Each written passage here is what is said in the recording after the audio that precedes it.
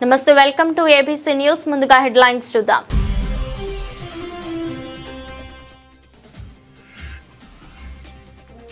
ధవళేశ్వరం వద్ద వరద ఉధృతిని పరిశీలించిన జిల్లా కలెక్టర్ పి ప్రశాంతి సంబంధిత అధికారులకు తగిన సూచనలు ఇచ్చిన కలెక్టర్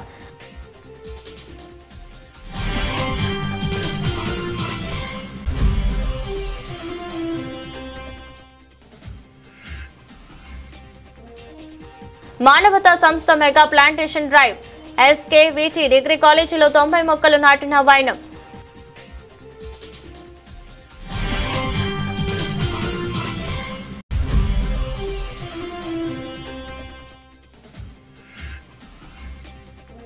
సంచార జాతుల స్ఫూర్తి సభను విజయవంతం చేద్దాం పిలుపునిచ్చిన జిల్లా బీజేపీ నాయకులు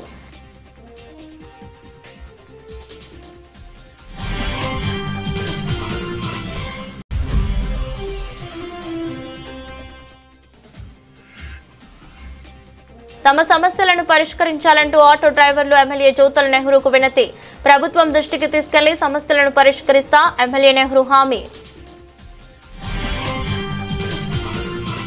జిల్లాలో అదేవిధంగా పై ప్రాంతాల్లో కురుస్తున్న భారీ వర్షాల నేపథ్యంలో గోదావరి నదికి వరద పరిస్థితిని ఎప్పటికప్పుడు అంచనా వేస్తున్నట్లు ఆ మేరకు క్షేత్రస్థాయిలో పరిశీలన చేయడం జరిగిందని జిల్లా కలెక్టర్ శ్రీమతి పి ప్రశాంతి తెలిపారు. మంగళవారం ఉదయం ధవళేశ్వరం కాటన్ బ్యారేజీ వద్ద నీటి ప్రవాహాన్ని పరిశీలించి సంబంధిత అధికారులకు తగిన సూచనలు ఇచ్చారు.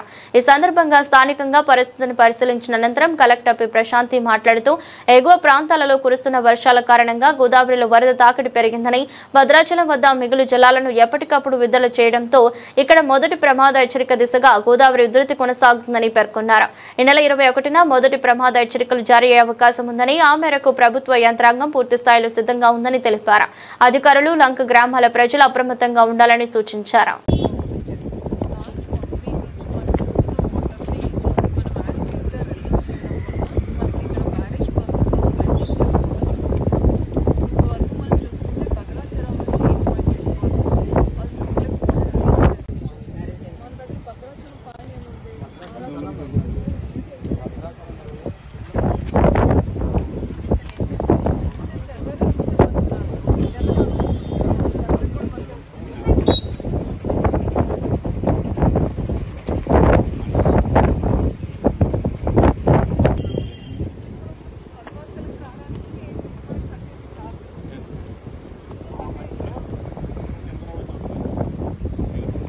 ఓటర్ల లిస్టులో బీజేపీ ప్రభుత్వం అవకతవకలు నిరసిస్తూ కాంగ్రెస్ పార్టీ జిల్లా అధ్యక్షులు డీకే విశ్వేశ్వరరెడ్డి ఆధ్వర్యంలో ఓట్ చోర్ గద్దే చూడ నాదంతో కొవ్వొత్తుల నిరసన ప్రదర్శన నిర్వహించారు. ప్రదేశ్ కాంగ్రెస్ కమిటీ అధ్యక్షురాలు షర్మిలారెడ్డి పిలుపు మేరకు కాంగ్రెస్ శ్రేణులు భారత ఎన్నికల కమిషన్లు జరుగుతున్న ఓట్ల చోరీపై నిరసన తెలిపారు. సోమవారం రాత్రి రాజమండ్రి కోటగుమ్మ సెంటర్ నుంచి పాత కూరగాయల మార్కెట్ వద్ద గల గాంధీ నెహ్రూ విగ్రహాల వరకు కొవ్వొత్తుల నిరసన ప్రదర్శన చేశారు. కార్యక్రమాన్ని ఉద్దేశించి కాంగ్రెస్ పార్టీ జిల్లా అధ్యక్షులు డీకే విశ్వేశ్వరరెడ్డి మాట్లాడుతూ నరేంద్ర మోదీ ఈడీని అడ్డుపెట్టుకుని ప్రభుత్వ రంగ సంస్థ అయిన ఎన్నికల కమిషన్ ద్వారా భారీ మెజారిటీతో గత దశాబ్ద కాలంగా భారీ మెజారిటీతో విజయం సాధిస్తున్నారని ఆరోపించారు. ఈ అవకతవకలలో అనేక అంశాలను కాంగ్రెస్ పార్టీ నాయకులు రాహుల్ గాంధీ బయటపెట్టారని తెలిపారు. చేసిన అవకతవకల్ని రాహుల్ గాంధీ గారు పరిశీలించి పసిగట్టి వాటిని బహిర్గతం చేసి ప్రజాస్వామ్యాన్ని ఏ విధంగా ఎలక్షన్ కమిషన్ మోడీ కలిసి కూనీ చేస్తున్నారో ఆ యొక్క విధానాన్ని ప్రజలకు తెలిపే విధానంలో భాగంగా బీహార్ రాష్ట్రంలో భారీ ర్యాలీ చేయడం జరిగింది. ఓట్ల దొంగ గద్దె దిగు అనే యొక్క నినాదంతో రాహుల్ గాంధీ గారు ఈ యొక్క ర్యాలీ చేస్తున్నారు. ఆ ర్యాలీకి మద్దతుగా రాహుల్ గాంధీ గారు ఏదైతే చేస్తున్నారో పోరాటం దానికి మద్దతుగా మా పిసిసి అధ్యక్షురాలు యొక్క పిలుపు మేరకు ఈరోజు తూర్పుగోదావరి జిల్లా కాంగ్రెస్ కమిటీ ఆధ్వర్యంలో రాజమండ్రిలో కోటగుమ్మం సెంటర్ దగ్గర ఈరోజు క్యాండిల్ ర్యాలీ చేయడం జరుగుతుంది. ఒక మనిషికి ఒక ఓటే ఉండాలన్న ఈ యొక్క నినాదంతోనే రాహుల్ గాంధీ గారు పోరాటం చేస్తున్నారు. బీహార్లో మనం కొన్ని గ్రామాల్లో కొన్ని కుటుంబాల్లో కనుక తీసుకుంటే నలుగురున్న కుటుంబంలో కూడా 500 ఓట్లు ఉన్న విచిత్రమైన పరిస్థితి బీహార్ రాష్ట్రంలో ఉంది. ఒక్కొక్క కుటుంబంలో అయితే 80 ఓట్లు, ఒక్కొక్క కుటుంబంలో అయితే 250 ఓట్లు. ఇలా అయితే ఈ దొంగ ఓట్లన్నీ వేసిన ఓట్లన్నీ కూడా ఈరోజు రాజమహేంద్రవరంలో మెయిన్ రోడ్డు కోటగుమ్మం సెంటర్ నుంచి పాత కూరగాయల మార్కెట్ గాంధీ నెహ్రూ విగ్రహాల వరకు కూడా కొవ్వొత్తుల ర్యాలీ పెట్టడం జరిగింది. ఎందుకంటే ఏదైతే బీజేపీ ప్రభుత్వం ఉందో నరేంద్ర మోడీ గారి యొక్క ఆధ్వర్యంలో వాళ్ళు ఎన్ఫోర్స్మెంట్ డైరెక్టర్ని, సిబిఐని, ఎలక్షన్ కమిషన్ని కూడా వాళ్ళ గుప్పిట్లో పెట్టుకుని ఎలక్షన్ కమిషన్ ద్వారా దొంగ ఓట్లు సంపాదించి మరి దేశానికి మరి మెజారిటీ తెచ్చుకుని బీజేపీ అధికారంలోకి రావడం జరిగింది. రాహుల్ గాంధీ గారు దీని మీద పోరాటం చేస్తున్నాడు. ఆయన చాలా క్లియర్గా వాళ్ళు చూపించడం జరిగింది. కొంతమంది వ్యక్తులు ఓటర్ లిస్టులో చనిపోయారని చూపించారు. ఎవరైతే చనిపోయారని లిస్టులో ఉందో ఆ వ్యక్తుల్ని తీసుకెళ్లి సుప్రీంకోర్టు జడ్జి ముందు నిలబెడితే ఏమంటే వీళ్ళు చచ్చిపోయారా బతుకున్నారో మీరే చెప్పండి అంటే సుప్రీంకోర్టు జడ్జి గారు కూడా ఆశ్చర్యపోయాడు. ఏంటి బతికున్న వాళ్ళ పేర్లు చచ్చిపోయినట్టు ఎలా రాశారని చెప్పి. అలాగే డోర్ నెంబర్ లేకుండా 0 డోర్ నెంబర్ తోటి స్థానిక ఎస్కేవిటి డిగ్రీ కాలేజీ ఆవరణలో మానవతా సంస్థ ఆధ్వర్యాన మంగళవారం పెద్ద ఎత్తున మొక్కలు నాటే కార్యక్రమాన్ని చేపట్టారు. ఈ సందర్భంగా పర్యావరణ పరిరక్షణ కమిటీ చైర్మన్ తాడేపల్లి మోహన్ రావు మాట్లాడుతూ పర్యావరణ పరిరక్షణకు మొక్కలు నాటడం అవసరమన్నారు. ఈ విషయంలో ప్రతి ఒక్కరూ బాధ్యత వహించాలని, ప్రపంచంలో మానవుడు జీవించాలంటే ప్రకృతి సహకరించాలని, కానీ ఓజోన్ పొర దెబ్బతిని నేత తల్లి బాధపడుతుందని, తద్వారానే మనందరం ఎంతో ఇబ్బంది గురవుతున్నామని అన్నారు. ప్లాస్టిక్ మహమ్మారి ప్రపంచాన్ని కుదిపేస్తుందన్నారు. పర్యావరణం దెబ్బతినడం వలనే నిన్న మొన్నటి వరకు ఓ సూక్ష్మ క్రిమి వలన ప్రపంచం తల్లడిల్లిపోయిందని మోహన్ రావు అన్నారు. 2040 నాటికి ప్రకృతి చాలా దారుణంగా ఉంటుందని వరల్డ్ హెల్త్ ఆర్గనైజేషన్ వాళ్ళు చెబుతున్నారని తెలిపారు. రోజు మానవత ఆవిర్భావ దిన మహోత్సవాలు వారవ మహోత్సవాలు జరుగుతున్నాయి. అందులో భాగంగా అది కాకుండా ముఖ్యంగా ప్రపంచ మానవత్వపు రోజు ఈరోజు. అందు సందర్భంగా మానవతా స్వచ్ఛంద సేవా సంస్థ, ఇది ఆంధ్రప్రదేశ్ మొత్తము 1,00,000 మంది మెంబర్స్తో కూడినటువంటి ఈ సేవా సంస్థ ఈ రోజున ఈ పర్యావరణ పరిరక్షణలో భాగంగా మానవునికి ముఖ్యంగా కావాల్సిన ఆక్సిజన్ ఈ రోజున మనం కృత్రిమమైనది తీసుకుంటున్నాం. అది కాకుండా న్యాచురల్గా ఉండాలనే సదుద్దేశంతో ఈ మొక్కలు నాటే కార్యక్రమం ఈ ఎస్కేవిటి కాలేజీలో ఉభయ గోదావరి జిల్లాల ఆధ్వర్యంలో రాజమహేంద్ర వారి సౌజన్యంతో ఆధ్వర్యంలో జరుగుతున్నది. ఇది ముఖ్య ఉద్దేశం ఏ సంస్థ ఎవరు చేసినా సరే అది పర్యావరణ పరిరక్షణ కోసం. మనం ఎన్నో చూస్తున్న అనర్థాలు, ముఖ్యంగా మనం మొన్న మహాకుంభమేళ జరిగింది. మహాకుంభమేళాలో ఎన్నో లక్షల టన్నుల వ్యర్థం వచ్చింది. ఆ వ్యర్థం మూలంగా అనేక రకాలైనటువంటి రుగ్మతులు ప్రబలే అవకాశం ఉంది. కానీ అలా జరగకుండా ఏం చేశారు, అక్కడ కలెక్టర్ గారు మొత్తం ఎంతైతే మహాకుంభమేళా ఏరియా జరిగిందో అంతవరకు కూడా ఆ అడవిని పెంపొందించడం జరిగింది. మానవతా మిత్రులారా, ఈరోజు చాలా సుదినం. ఎందుకంటే మానవ జీవన విధానంలో మరి ఇవాళ వృక్షాలకి ఎంతో ప్రాధాన్యత ఇవ్వవలసినటువంటి ఆవశ్యకత ఉంది. ఎందుచేతనంటే పర్యావరణం కొరకు మనందరికీ తెలిసిన విషయమే. పర్యావరణ పరిరక్షణ కొరకు ప్రతి ఒక్కరూ కూడా బాధ్యత వహించవలసినటువంటి మరి ఈ దినాన్న, ఎందుకంటే ఇది ప్రపంచ మానవ దినోత్సవంగా మనం ప్రపంచవ్యాప్తంగా చేసుకుంటున్నాం. కానీ ప్రపంచంలో మానవుడు మనుగడ సాగించాలి అంటే ప్రకృతి మనకి సహకరించాలి. కానీ ఇవాళ నేల తల్లి మరి ఆవిడ ఆక్రందన చేస్తుంది. ఎందుకంటే ఇవాళ నేల తల్లి సర్వనాశనం అయిపోయి, ఒమిజన్ పొర మొత్తం మరి నాశనం అయిపోయి ఇవాళ మనం ఎంతో బాధకు గురవుతూ ఇవాళ చూసినటువంటి పరిస్థితులు ఏంటంటే చాలా అధ్వానమైనటువంటి పరిస్థితుల్లో ఇవాళ వాతావరణ పరిస్థితులు మనం చూస్తున్నాం. రేపు రాబోయే తరాలకు మనం అందించాల్సింది ఏంటంటే చక్కటి ప్రకృతిని అందించాల్సిన బాధ్యత మనకుంది. మరి ఈ సౌర కుటుంబంలో అత్యంత ప్రాధాన్యమైనటువంటి నదులు, నదీ జలాలు, పర్వతాలు, కొండలు, లోయలు మరి ఇవన్నీ కూడా సర్వనాశనం అవుతున్నాయి. కేవలం ఇవాళ ప్లాస్టిక్ మహమ్మారి మరి ప్రపంచాన్ని కుదిపేస్తుంది.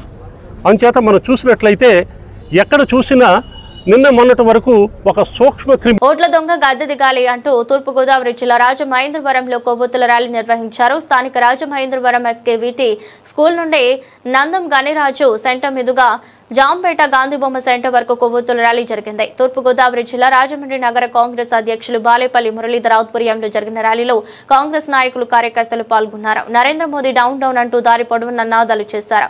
ఈ సందర్భంగా బాలేపల్లి మురళి మాట్లాడుతూ దేశంలో బీజేపీ పాలన నడుస్తుందని, దానికి కారణం ఓట్లు చోరీ చేయడంలో మోదీ పాత్ర ఎక్కువగా ఉందని, ప్రజాస్వామ్యబద్ధంగా ఎలక్షన్ కమిషన్ తగు విధమైన చర్యలు తీసుకుని దేశ భవిష్యత్తును కాపాడాల్సిన అవసరం ఎంతైనా ఉందని ఆయన ఆవేదన వ్యక్తం చేశారు.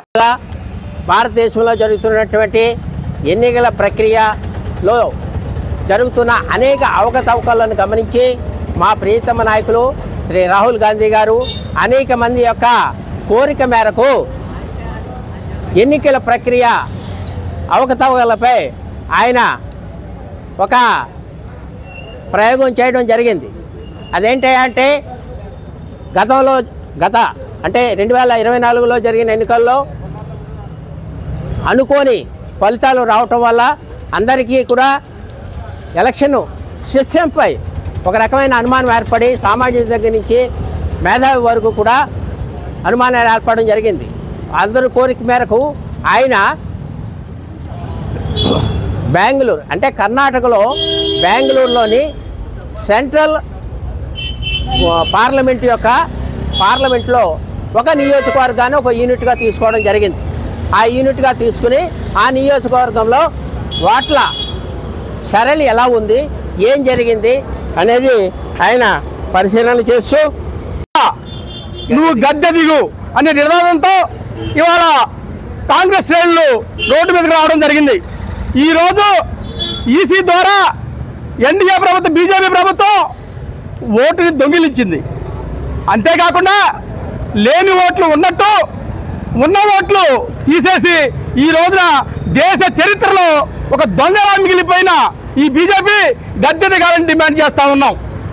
ఈరోజు రాహుల్ గాంధీ గారు ఈసీ ఇచ్చే సాక్ష్యాలతో, ఈసీ ఇచ్చేటువంటి మెటీరియల్తో ఈ రోజున దొంగ ఓట్లు తేల్చి లేని ఓట్లు జాయిన్ చేసుకోవడం ఒక సన్యాసి, ఒక యోగికి కొన్ని వందల మంది పిల్లలు ఉన్నట్టుగా, 150 మంది పిల్లలు ఉన్నట్టుగా సృష్టీకరించారు. కానీ ఈరోజు బీజేపీ యాంటీ బీజేపీ ఓట్లని తొలగించడం పెద్ద దొంగతనంగా భావిస్తూ ఉన్నాం. ఈ దొంగతనాన్ని బట్టబయలు చేసేటువంటి రాహుల్ గాంధీ గారికి ప్రాణాపాయం ఉందని కూడా ఈరోజు మేము భయపడతా ఉన్నాం. వారందరికీ మా కాంగ్రెస్ శ్రేణులు రాహుల్ గాంధీ గారికి అండగా ఉంటాం. ఈ దొంగ ఓటు తేల్చాలి. ఈసీ సక్రమంగా ఇందులో దర్యాప్తు చేసి దాన్ని సరళ చేయాల్సిందిగా కోరుతా ఉన్నాం. Thank you. సంచార జాతుల విముక్తి దినోత్సవం పురస్కరించుకుని ఆగస్టు 30న విజయవాడలో స్ఫూర్తి కార్యక్రమం నిర్వహిస్తున్న సందర్భంగా జిల్లా ఓబీసీ మోర్చా అధ్యక్షుడు కాలేపు సత్య సాయిరాం ఆధ్వర్యంలో rural assembly co convener Yanapu Yesu, మండలం అధ్యక్షుడు నాగల శివ మరియు బీజేపీ నాయకులు రాజమండ్రి రూరల్ కొంతమూరు నందు నివాసం ఉంటున్న సంచార జాతులకు సంబంధించిన బేడబుడక జంగ మరియు లంబాడి కులాల సంఘ పెద్దలను కలిసి స్ఫూర్తి సభకు ఆహ్వానించారు. ఈ సందర్భంగా కాలేపు సత్య సాయిరాం మాట్లాడుతూ ప్రధాని నరేంద్ర మోదీ గారు సంచార జాతుల వారి కోసం చేపట్టిన అభివృద్ధి కార్యక్రమాలు, డిఎన్టీ కమిషన్ ఏర్పాటు, సంచార జాతుల కళాకారులకు పద్మశ్రీ అవార్డులు అందించడం వంటి విషయాలు స్థానిక కుల సంఘ పెద్దలకు వివరించి వారికి స్ఫూర్తి సమావేశంకు సాదరంగా ఆహ్వానించడమైందని పేర్కొన్నారు. అందరికీ నమస్కారం. ఈరోజు భారతీయ జనతా పార్టీ ఆధ్వర్యంలో సంచార జాతి విముక్తి దినోత్సవం పురస్కరించుకొని ఈ నెల 30వ తారీఖున విజయవాడలో ఏర్పాటు చేసిన స్ఫూర్తి సభకు ఆహ్వానించడానికి కొంతమూరులో నివాసం ఉంటున్న బేడ బుడగం జంగం సంబంధించిన స్థానికులను కలవడానికి రావడం జరిగింది. ఈ బేడ బుడగం సంబంధించిన పెద్దలను కలిసి వారిని ఏదైతే 30వ తారీఖున విజయవాడలో ఏర్పాటు చేసిన స్ఫూర్తి సభకు సాధారణంగా ఆహ్వానించడం జరిగింది. వీరు గత ఎన్నో సంవత్సరాలుగా ఇక్కడ కొంతమూరులో ఉంటున్నారు. వారికి సంబంధించి సంచార జాతిలో ఈ బేడ బుడగ సంఘం ఒక కులంగా వారు చెప్పడం జరిగింది. అంతేకాకుండా వీరికి ఎటువంటి కుల సర్టిఫికెట్ లేకపోవడం ఆ పెద్దలు మాకు తెలియజేయడం, ఈ విషయాన్ని మేము పెద్దల దృష్టికి తీసుకెళ్ళి ఏదైతే బేడ బుడగ సంఘం వారికి సర్టిఫికెట్ అంటే కుల సర్టిఫికెట్ వచ్చేలాగా మేము ప్రభుత్వ అధికారులను పెద్దలను సంప్రదించి కృషి చేస్తామని వారిని తెలియజేయడం జరిగింది. అంతేకాకుండా ఇప్పుడు 30వ తారీఖున జరిగే స్ఫూర్తి సభకు వీరందరూ కూడా వచ్చి విజయవంతం చేస్తామండి.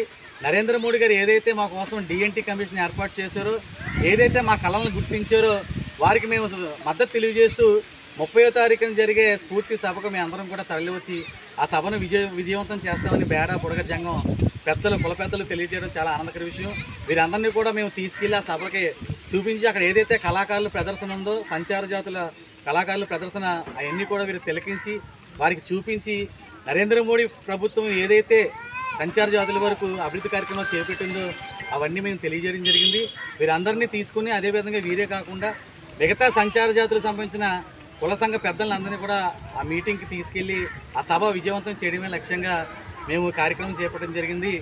ఈరోజు ఈ కార్యక్రమంలో ఇక్కడ ఈ పర్యటనలో నాతో పాటు బీజేపీ అసెంబ్లీ కన్వీనర్ నాయి బ్రాహ్మణ కార్పొరేషన్ డైరెక్టర్ అయినటువంటి యానా పేసు గారు, అదేవిధంగా మండల అధ్యక్షులు నాగుల శివ గారు, ఐటీ సెల్ కన్వీనర్ హతీరామ్ గారు, అదేవిధంగా జిల్లా కార్యదర్శి మన స్వామి సూర్యకిరణ్ గారు, అదేవిధంగా మరో జిల్లా కార్యదర్శి బండి సత్యప్రసాద్ గారు మరియు రూరల్ 1వ మండల నాయకులు పాల్గొన్నారు. మరి 30వ తారీఖు సభ విజయవంతం చేయడానికి లక్ష్యంగా మేమందరం కూడా కృషి చేస్తామని సందర్భంగా తెలియజేసుకుంటున్నాను. జై హింద్, జై భారత్. రాజంపేట ఎంపీ మిథున్ రెడ్డిని కేవలం వ్యక్తిగత కక్షల కారణంగానే లిక్కర్ స్కామ్ పేరుతో అరెస్ట్ చేశారని శాసనమండలి ప్రతిపక్ష నేత మాజీ మంత్రి బొత్స సత్యనారాయణ అన్నారు. రాజమండ్రి సెంట్రల్ జైల్లో మంగళవారం రాజంపేట ఎంపీ మిథున్ రెడ్డిని ములాఖాత్లో భాగంగా బొత్స సత్యనారాయణ, మాజీ మంత్రి దాడిశెట్టి రాజా, మాజీ ఎంపీ వంగ గీతలు కలిశారు. అనంతరం బొత్స జైలు బయట మీడియాతో మాట్లాడుతూ సీఎం చంద్రబాబు వ్యక్తిగత కక్షతోనే ఎంపీ మిథున్ రెడ్డిని అన్యాయంగా అరెస్ట్ చేశారన్నారు. మిథున్ రెడ్డి తల్లిదండ్రులను బాధ పెట్టాలనే లక్ష్యంతోనే ఒక ఫ్యాబ్రికేటెడ్ స్కామ్ ను సృష్టించి ఆ కేసులో పలువురిని అరెస్ట్ చేశారన్నారు. స్కామ్ జరిగి ఉంటే ఆధారాలను బహిర్గతం చేయాలని ఆయన డిమాండ్ చేశారు. హడావుడిగా స్కామ్ అంటూ పచ్చ మీడియా వెలుగులోకి తెచ్చి చకచకా తాము టార్గెట్ చేసిన వారిని దోషులుగా పేర్కొంటూ అరెస్టులు చూపించేశారని, ఇప్పుడు ఆధారాల కోసం కొండలను తవ్వుతున్నారని, అయితే వారికి ఎలుకలు కూడా దొరకడం లేదన్నారు. ఇక రాష్ట్రంలో సొంత రాజ్యాంగంతో పాలన సాగిస్తూ అనేక మంది వైసీపీ నాయకులను ఇబ్బందులు పెట్టే ప్రయత్నాలు జరుగుతున్నాయని తాము ఏమాత్రం సహించబోమన్నారు.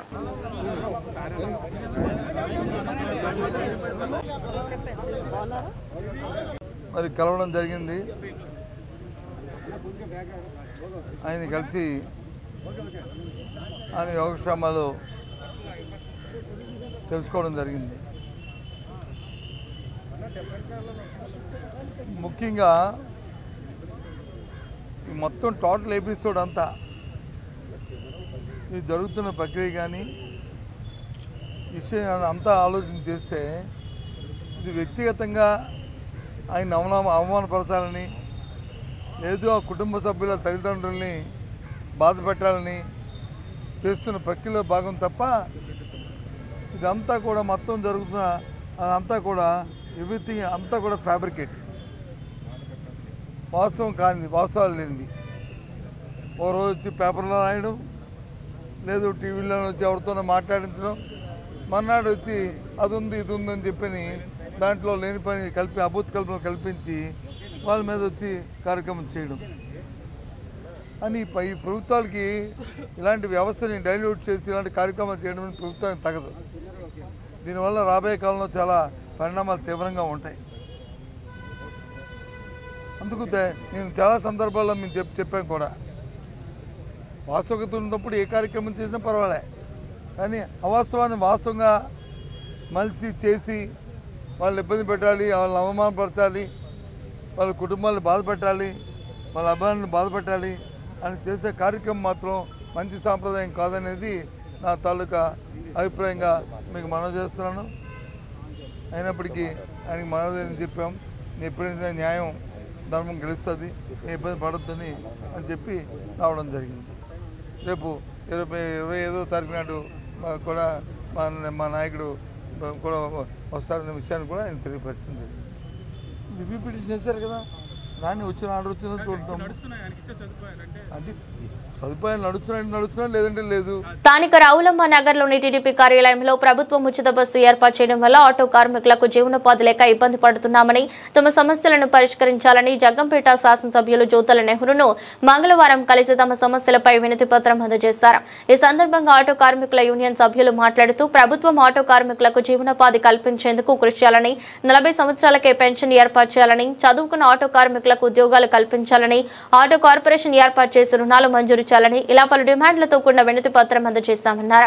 ఈ సందర్భంగా ఎమ్మెల్యే జ్యోతుల నెహ్రూ మాట్లాడుతూ ప్రభుత్వంతో మీ సమస్యలు మాట్లాడి పరిష్కరించడానికి కృషి చేస్తానని, ముఖ్యంగా చంద్రబాబు ఉచిత బస్సు ప్రకటించినప్పుడే ఆటో కార్మికులకు సంవత్సరానికి 15,000 రూపాయలు అందిస్తానని హామీ ఇచ్చారని అన్నారు.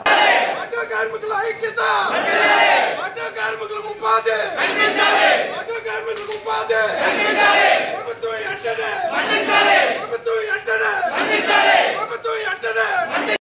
కాన్స్టిట్యూన్సీలో 5 స్టాండ్లు ఉన్నాయండి.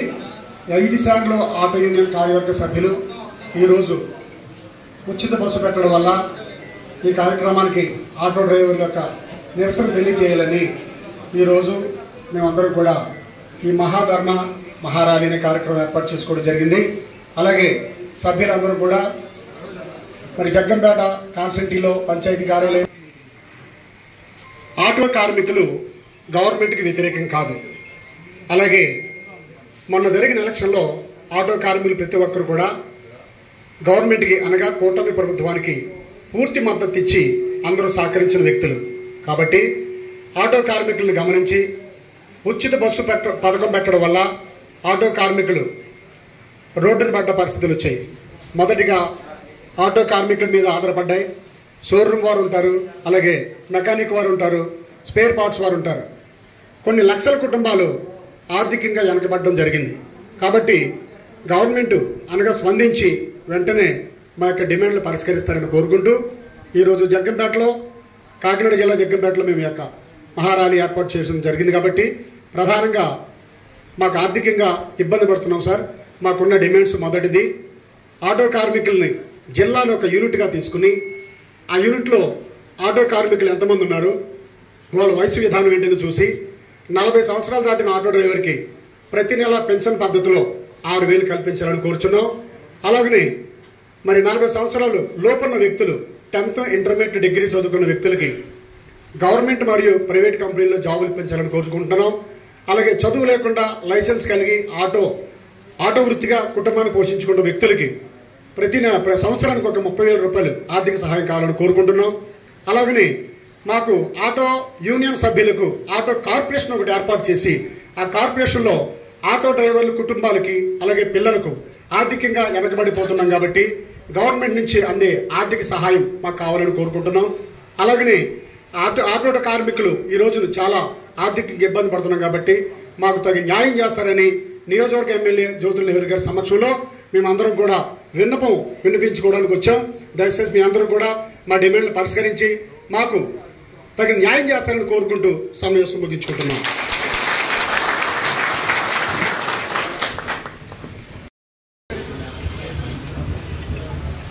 మీరు ఎదుర్కొంటున్నటువంటి సమస్యల మీద మీ ఉద్దేశాన్ని తెలియజేయడం కోసం తీసుకున్నటువంటి కార్యక్రమం సమైక్యంగా మీ యొక్క అవసరాలన్నింటినీ కూడా మీరు చెప్పడం జరిగింది. ఇక్కడికంటా ఇందాక సెంటర్లో మీరు మాట్లాడినటువంటి మాటలన్నీ కూడా నేను విన్నాను. తర్వాత ఇక్కడ కూడా మీ బాధ్యతలు, మీ బాధలు, మీ ఇబ్బందులు చెప్పారు. ఇందులో ఇది కరెక్ట్ కాదు అనడానికి ఏదీ లేదు. ఎందుకంటే సుమారు ఒక 15-20 సంవత్సరాలు బట్టి ఈ ఆటోల మీద ప్రయాణం చేయడం ఎక్కువ మంది ఆటోనే జీవనాధారంగా చేసుకుని ఉన్నటువంటి పరిస్థితులు ఉన్నాయి. ప్రయాణం కూడా సులభతరంగా జరిగేటటువంటి పరిస్థితి. దీన్ని ఎవరు కాదనడానికి కూడా లేదు. అయితే ప్రభుత్వం తీసుకున్నటువంటి మీరందరూ ప్రభుత్వంలో భాగస్వాములే. మీ అందరి యొక్క ఆశీస్సులతోటి ఈ ప్రభుత్వం ఏర్పడ్డది. ఎందుకంటే కనపడి ప్రచారం మీరు చేసింది మొన్న ఎన్నికల్లో. అయితే ఒక 5-6 మీ ఆటోలో ఎక్కితే ఆ 5 మీరు దిగేదాకా కూడా ఈ ప్రభుత్వాన్ని మార్చాలి, ప్రత్యేకంగా నా మీద ఉన్నటువంటి అభిమానంతో నన్ను తెచ్చుకోవాలి అని కూడా ఎక్కువ మంది ఇక్కడ సహకరించినటువంటి పరిస్థితి మన ఎన్నికల్లో. అయితే ప్రభుత్వం కొన్ని నిర్ణయాలు తీసుకుంటుంది. ఆ నిర్ణయాల్లో తీసుకున్నప్పుడు దానివల్ల కొంతమందికి ఇబ్బంది కలుగుతుంది. ఆ ఇబ్బంది కలగకుండా చూడాల్సినటువంటి బాధ్యత కూడా ప్రభుత్వం మీదే ఉంటుంది. దీనికి చిన్న ఉదాహరణ చెప్తాను నేను. ఏదైనా ఒక ప్రాజెక్ట్ నిర్మాణం చేయాలనుకోండి, ఇరిగేషన్ ప్రాజెక్ట్ని నిర్మాణం చేయాలనుకుంటే కింద 2 లక్షల ఆయకట్టుకి లబ్ధిదారులు అవ్వచ్చు, 2 లక్షల మంది లబ్ధి పొందవచ్చు. పైన ఒక కనీసం 25,000 మంది అన్నా నష్టపోతారు. దీని మీద చంద్రబాబు నాయుడు గారు ఆలోచన చెప్తున్నాను. వైఎంవీఏ సంఘ గౌరవ అధ్యక్షులు మాజీ ఏపీ ఐఎస్సీ చైర్మన్ శ్రీగా కోల్లపు శివరామ సుబ్రహ్మణ్యం ఆధ్వర్యంలో ప్రమాణ స్వీకారకర్త బూర్లగడ్డ సుబ్బరాయుడు చేతుల మీదుగా the young men's Aryavaishya association వారి నూతన కమిటీ ప్రమాణ స్వీకార మహోత్సవం జరిగింది.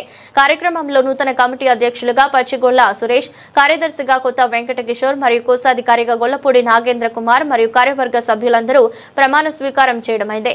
కార్యక్రమానికి ముఖ్య అతిథులుగా చాంబర్ అధ్యక్షులు తవ్వ రాజా, మణ్యం ఫణి, మాజీ కార్పొరేటర్స్ మాటూరి రంగారావు, రాకచర్ల కృష్ణ మరియు ఎంవీఏ మాజీ అధ్యక్షులు మండవెల్లి శివ ముఖ్య అతిథులుగా పాల్గొని నూతన కమిటీకి శుభాకాంక్షలు తెలియజేయడం జరిగింది. నాయకులు శివరామ సుబ్రహ్మణ్యం గారి నేతృత్వంలో వార్షిక మంత్ర ఆశీస్సులతో దిగ్విజయంగా చేయాలని చెప్పేసి మనస్ఫూర్తిగా ఆశిస్తున్నాను. నిజంగా ఇవాళ ఈ హాల్లో ఎంత కార్యక్రమం చేసుకోవడం మొదటి కాదు. 2010లో శివరామ సుబ్రహ్మణ్యం గారు శ్రీకారం చుట్టి ఈ హాల్ని ఇంచుమించుగా ఒక 60 లక్షల రూపాయలు పెట్టి మనం రెనోవేషన్ చేయించాము.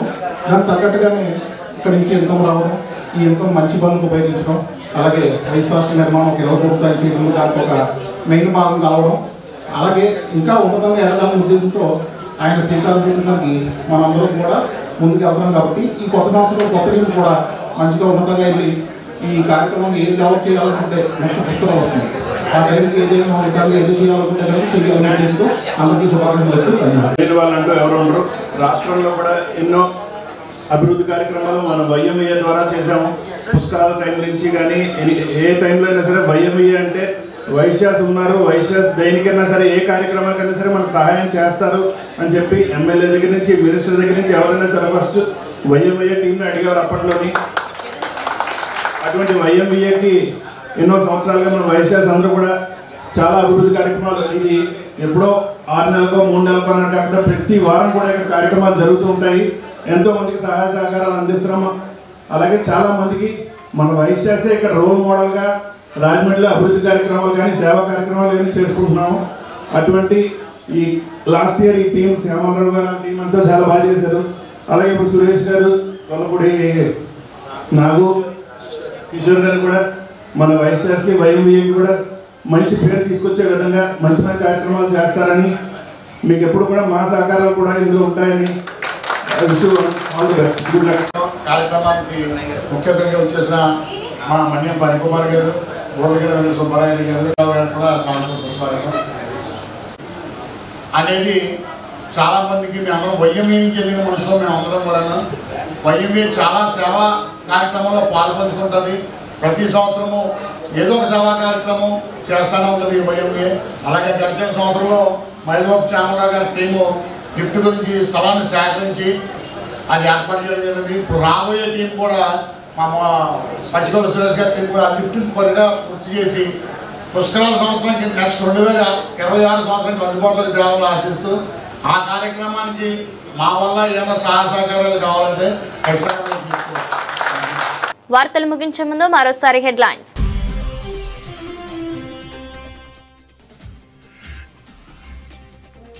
ధవళేశ్వరం వద్ద వరద ఉధృతిని పరిశీలించిన జిల్లా కలెక్టర్ పి ప్రశాంతి.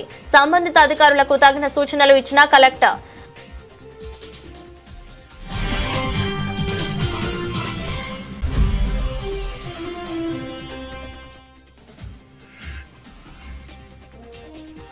మానవతా సంస్థ mega plantation drive. SKVT degree కాలేజీలో 90 మొక్కలు నాటిన వైనం.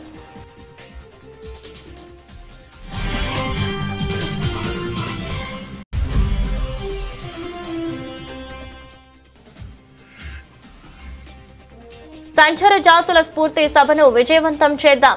పిలుపునిచ్చిన జిల్లా బీజేపీ నాయకులు.